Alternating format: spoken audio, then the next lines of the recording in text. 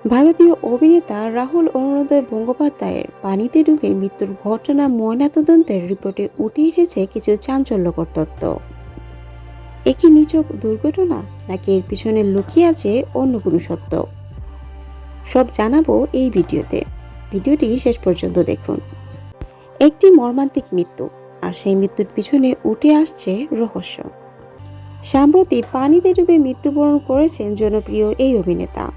প্রাথমিক ধারণা করা হচ্ছে এটি একটি দুর্ঘটনা।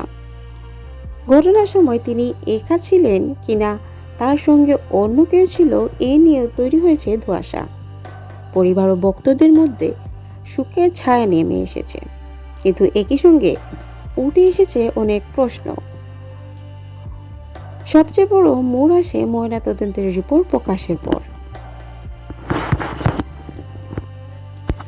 রিপোর্ট অনুযায়ী শরীরে পানির উপস্থিতি নিশ্চিত হয়েছে, যা ডুবে মৃত্যুর ইঙ্গিত দেয়।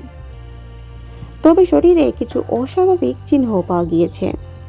কিছু আঘাতের চিহ্ন রয়েছে, যা স্বাভাবিক ডুবে যাওয়ার ঘটনা সবসময় দেখা যায় না। বিশেষজ্ঞদের মতে এই আঘাতগুলো আগে নাকি পরে লেগেছে তা নির্ধারণ করা খুবই গুরুত্বপূর্ণ।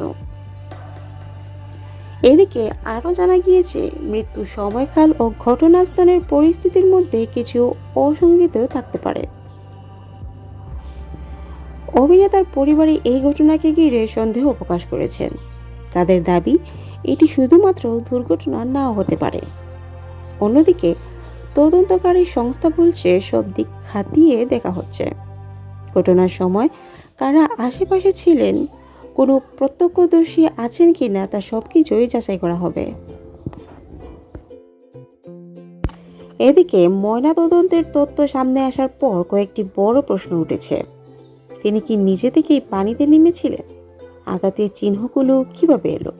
ঘটনাস্থলে অন্য কারো উপস্থিতি ছিল কিনা?